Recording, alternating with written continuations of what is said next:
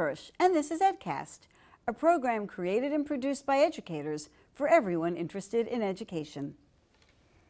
Do you like math? Are you good at it? Or are you one of the many who shy away from math and get anxious at the thought of solving a math problem? American students do not rank high internationally in terms of mathematical competence. Why is that? Today, Gerald Golden, a math professor at Rutgers University, identifies what he sees as the real problem in doing math, and it's not cognitive ability.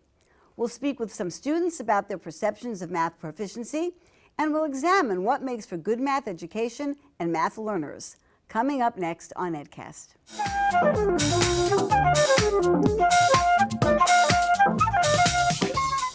My guest today is Gerald Golden, an award-winning professor of mathematics education, mathematics, and physics at Rutgers University.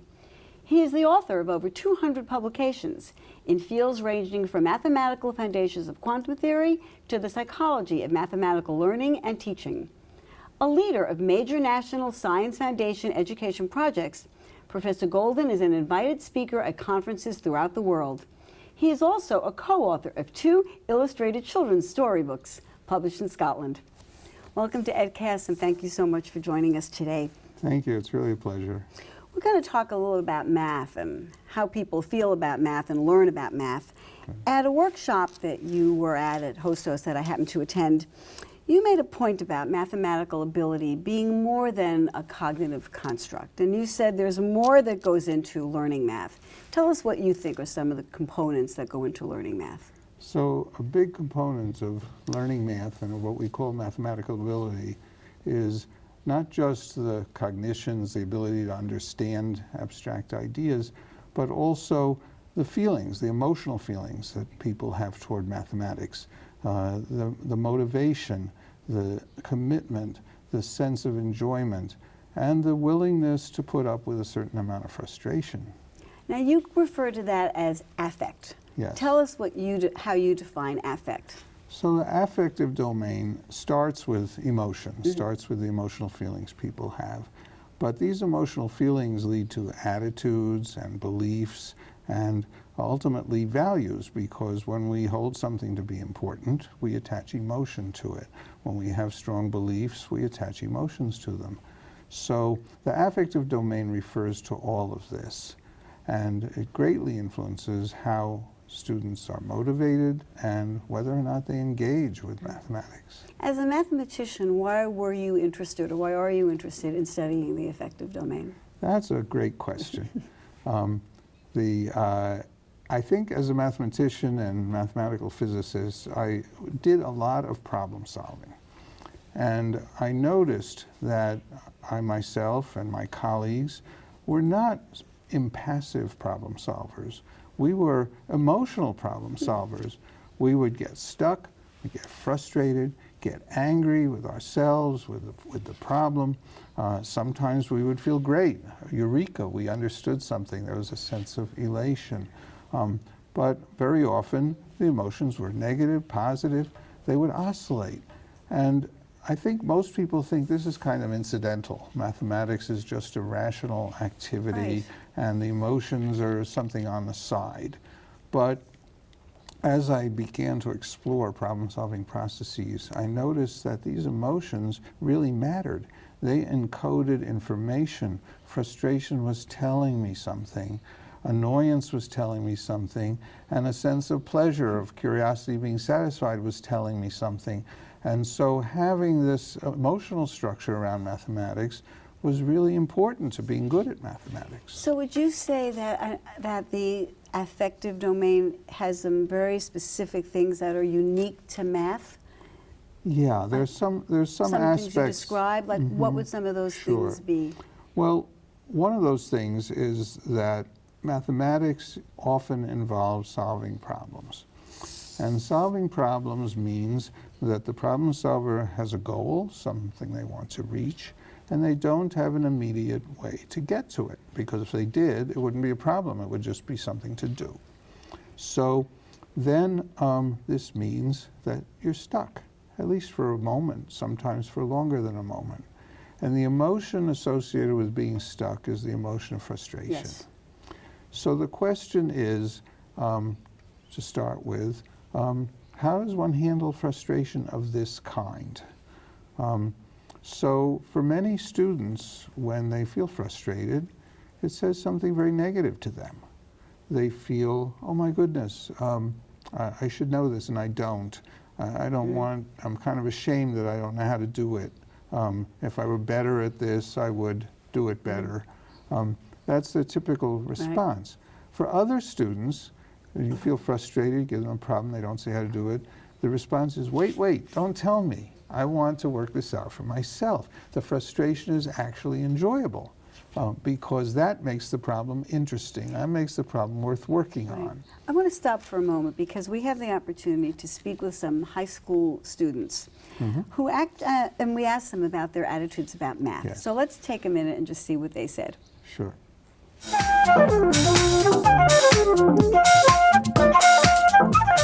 I'm speaking today with Gloria, a student at the Hostos Lincoln Academy of Science, which is part of the early college program of the City University of New York. Gloria, thanks for speaking with us today. We want to talk a little about math and how students feel about math. Are you taking any math classes right now? Yes, I am. And what are you taking? I'm currently taking Stats 120. Statistics. How's it going? It's pretty good.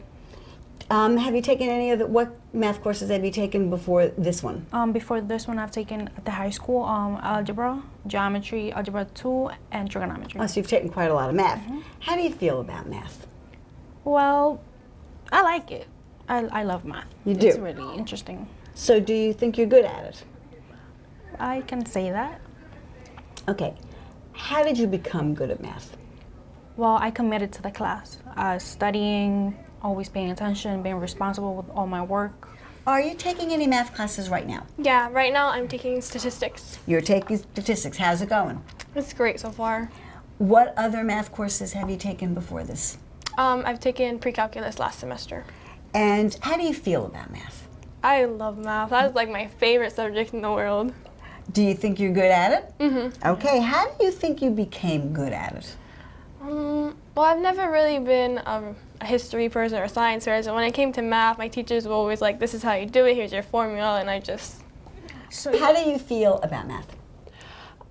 It depends the subject. Okay, let's hear it. Tell us. Because statistics for me was easier in comparison to pre-calculus, because pre-calculus, that's like a whole advanced, that's a whole nother level. So I guess like math, it just depends what I'm learning if I feel like it's easy, because it's just like not everything I get right away. And yeah, I guess it just depends like what topic, like if it's like standard deviation or if like I'm doing like the Pythagorean theorem, so it all depends. So it all depends. Okay, now do you feel in general that you're good at math? I feel like I'm good at math. I really do. It's just that, again, it just depends the topic because I won't remember everything. These particular students, these young women, had very positive attitudes about math. What do you think causes a positive attitude about math? Where does that come from?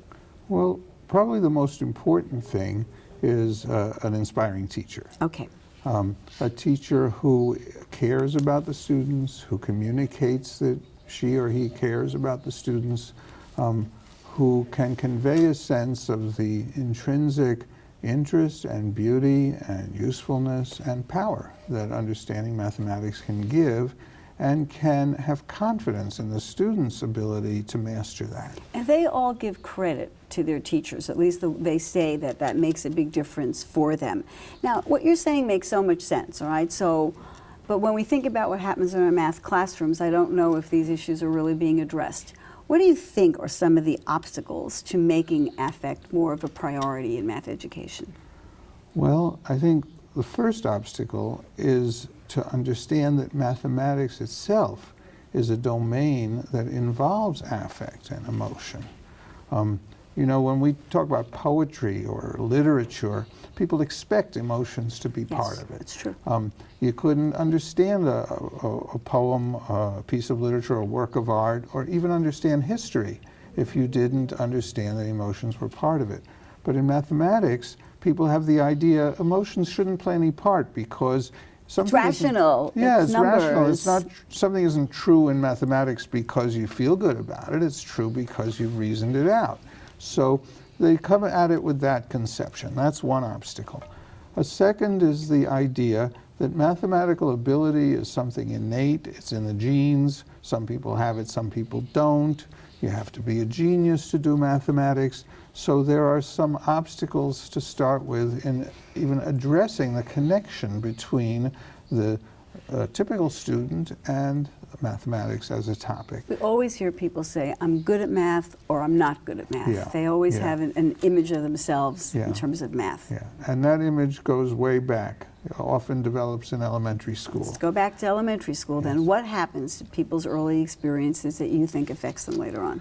So another aspect of math is that correct answers are highly valued. Highly valued, I Highly would say valued. expected. Yeah, they're expected. The human brain is not wired to produce correct answers in a consistent way. Even brilliant mathematicians make algebraic errors, make clerical errors, misconstrue something, and computers are wired to give us correct answers. But human brain doesn't do it that way. So there's an inevitable occurrence of incorrect answers in mathematics. Sometimes the incorrect answers reflect deep misunderstandings of the concepts, and sometimes incorrect answers have nothing to do with the understandings of the concepts. We have been placing increasing reliance on testing, standardized testing, Yes. which depends on correct answers, reliable correct answers, which may or may not have something to do with the conceptual understanding of the mathematics, and in any case often have little to do with the beauty and interest in the Let me mathematics. take a step back with you then. In my experience as an educator, and I've been in education for a while now, a long time, I've seen different approaches to teaching math, and you know, you've heard about them, and some of them are in vogue for a time and then they Yeah. fall out of favor. So the biggest differences have to do, I think, with, do you look at the process in solving the problem? Is it the process that's important, or are we focused on the correctness, on the answer? Right. And there are different, they go by different names. There's a Singapore method, there's a constructivist, there's all different approaches. What would you say in terms of teaching math? What would you like to see happening in our lower grades in the classroom? I would like to see teachers Or is- I'm sorry. starting from a connection with how the students are feeling about the mathematics. Starting from the sense of what does this mathematics mean to the student? How does it fulfill the student's needs to be learning the mathematics? At what age would you begin that kind of meta kind of conversation? 3. Okay. Because you see, a young child has curiosity. A young child is interested. A young child counts on her fingers. A young child can play nice games with counting on her Right. fingers. That's intriguing. That develops a number sense in a very early age. So I don't think there's an age limit to this. The teacher who starts there, the second most important thing for the teacher is, what is she good at? What is he good at? What's their style? I am not an advocate of any one particular method, one-size-fits-all idea that teachers should be adopting. What I do say is the best teachers know a variety of techniques and methods. They know what works well for them, and they know what connects with their kids.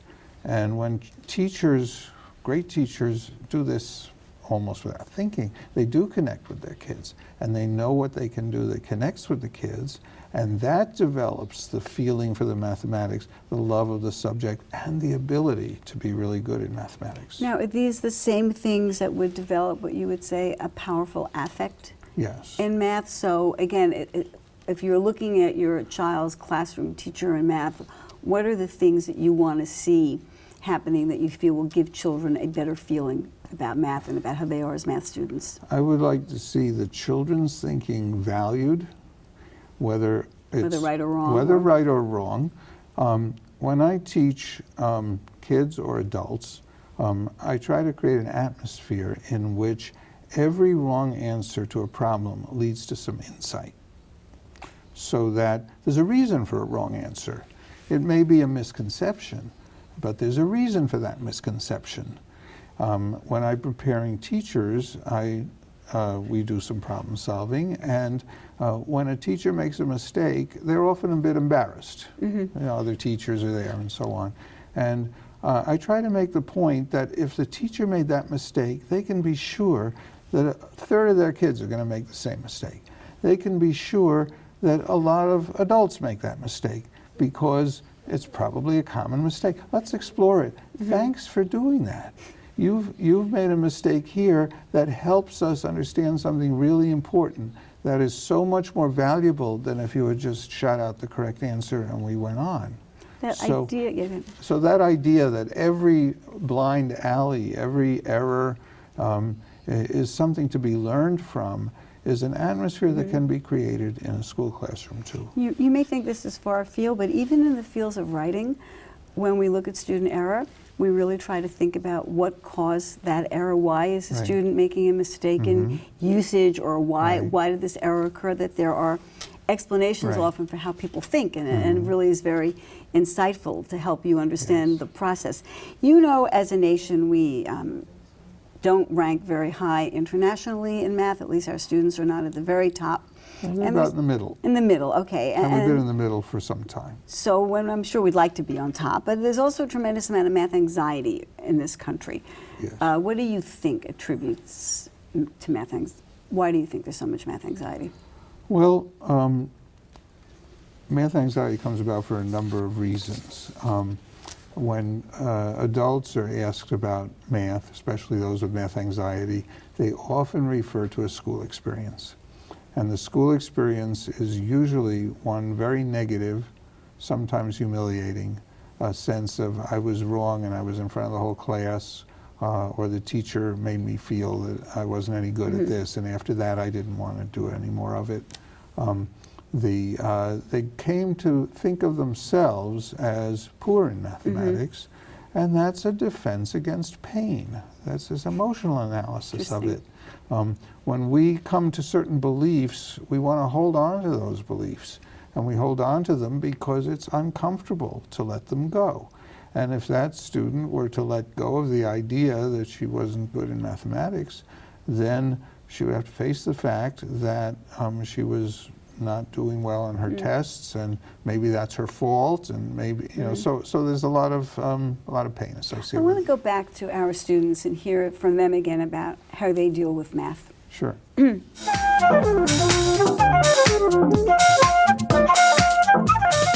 know, some people say that girls, first of all, girls do not go into math as much as boys. Do you think girls are as good at math as boys? They're better. You think they're better? Okay, why do you think they're better? Boys don't, in my opinion, boys don't commit to math. They don't, well, from what I've seen, they're not like really interested in the subject as girls.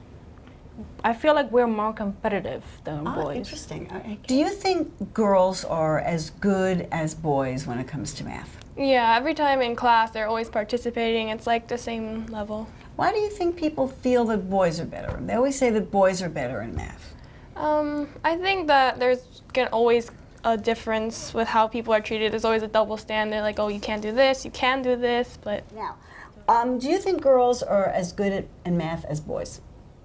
I feel like they're both equally good as math. It just depends on the person and all the dedication they want to put on it. Why do you think girls often shy away from math? And they do. You know, they don't go into the STEM fields as much as boys. Why do you think? I feel like it's because the way society has been put on us. Like, for example, when I was little, I remember a teacher asked me what I wanted to be when I wanted to grow up, and I was like, a doctor.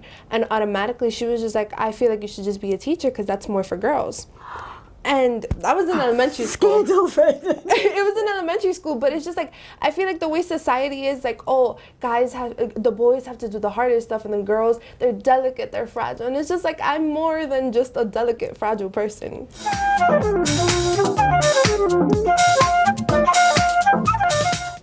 These are three women who feel really positively about math, and very often we see gender gaps in math between girls and boys. What's your take on that? Well, in the interest of full disclosure, I Okay. should say I have 2 daughters. Okay. And one of my daughters is a professor of mathematics, and Well, it the just other runs in the is family, and but- the other is a professor of biostatistics. But getting there was sometimes a challenge, and and of course they both love what they do, and they came to love it. And they had teachers who were inspiring along the way and gave them the kinds of things we were talking about. But they also had some negative experiences, and other women sometimes have similar negative experiences in school, having to do with expectations, having to do with peer pressures, having to do with whether doing mathematics meets their perceived needs, meets the personality that's developing in the student as she grows. So I think it's wonderful that these 3 students have such positive feelings towards mathematics. I love to see that. It's probably a result of the educational experiences they've been having. One of them did note that when she was much younger and she said she wanted to be a doctor, that her teacher told her, no, you know, that's not for a girl, you know, you should be a teacher maybe. And I think, you know, that idea of do we encourage, obviously in your family, your role as a mathematician and scientist would encourage your daughters. I would ask if you had sons what you think might have happened to the daughters, but I'm going to know you're going to say they'd still be in science, so I won't even go there. But sometimes that makes a difference in a family. But do you think that we are discouraging girls, or do you think there are any innate differences? There are some studies that are coming out now that look at math anxiety even, and they see there's a genetic component. Do you think there's any validity to any of that? Girls face different social expectations than boys do at critical ages, especially early teenage years. Girls tend to be valued more for thoughtfulness, quietness, kind of going along with the flow. Boys tend to be valued more, I'm talking about by their peers now, for being obstreperous, being a bit of a rebel, etc. Now these things are not universal. These are just among the kinds of influences that some children sometimes have. In mathematics, one of the 2 big mistakes we make in evaluating mathematical ability is that we evaluate for speed. The other I've already mentioned, we evaluate for correctness of answers. Now, there's a great deal of evidence that mathematical ability is quite independent of mathematical speed. The deepest mathematical thinkers are sometimes the slowest mathematical thinkers. Albert Einstein was notoriously slow as a mathematical thinker. I had a colleague when I was at University of Pennsylvania who had been diagnosed as mentally retarded. He's a full professor of mathematics, but as a child was diagnosed as being mentally retarded because he had a dyslexic problem that slowed him down. So I think that one of the big issues for women in mathematics has to do with teachers who understand and value the slower thinker. The slower thinker is often the deeper thinker. This was an issue both my daughters encountered in school, and something we talked about. And why were they slower? Because they wanted to really understand what they were doing. They're more thoughtful. And the teacher was doing the mathematics in a way that didn't require the understanding and didn't really value the understanding, but valued the correct procedure and the correct answer. So that I'm going to, we are running out of time, and I have to ask one key question, and that is, do students really need to learn math? You know, a lot of them will say, I'm not going to use this ever again in my life. Why am I being subjected to this? What's your answer to that? My answer is that mathematics, when properly understood and well taught, meets many different needs of the developing personality of the child. Not just that they can use it. It confers a sense of power. It confers an understanding. It confers, it can confer a sense of beauty. It can confer a sense of connection with other people, connection with a culture, a way of seeing the world. And we have to begin to connect mathematics far more directly with what the needs of students are as they are developing in the moment, not simply, you're going to need this when you get to college, which doesn't mean that much to a middle school student. No? So, Any quick advice for parents? We know we've talked about what teachers can do. What can we do at home to create better math learners? I would say encourage your students, value their thinking, listen to what the students are saying, and take it seriously. And parents listen, ask questions at home? Parents listen, ask questions, express positive feelings towards mathematics, and don't express low expectations for your children. Don't make it a desirable thing that they move away from something like mathematics, but make it something that they can connect with, and that you value, whether or not you understand what they're doing. Great. That you value and they know you value. Thank you so much. This was a really engaging conversation about math and math education, so I want to thank you so much for joining us today. Gerald Golden, Rutgers University, thank you again for joining us on Thank you. EdCast. It's a pleasure. Don't go away. We'll be right back with our Ed Bites.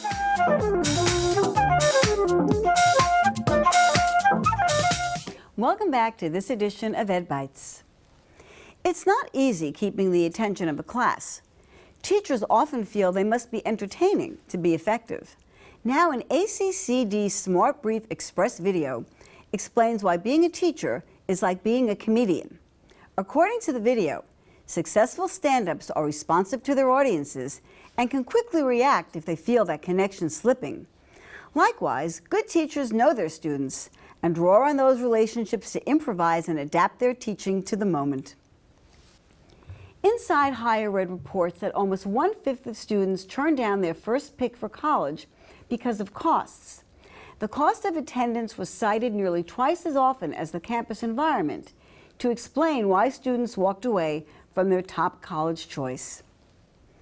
Amid proposed draconian cuts to education, Donald Trump recently signed 2 bills to increase the number of women pursuing STEM careers. He said it was unfair that only 1 in 4 women with a STEM degree works in a STEM job. The bills encourage girls to pursue STEM and assist women in getting careers in space-related fields. A new survey finds that 1/3 of community college students are hungry and 14% are homeless. The researchers said these problems weren't related to urban or high-poverty community colleges, and that they were found in all regions of the country. The survey also found that about 1/3 of these students had a job and received financial aid. J. Noah Brown, president and CEO of ACCT, noted, quote, "Students' academic performance can suffer tremendously when these needs are not met. This is a humanitarian concern as well as a priority for all community colleges." That's it for this edition of EdCast. Till next time, class dismissed.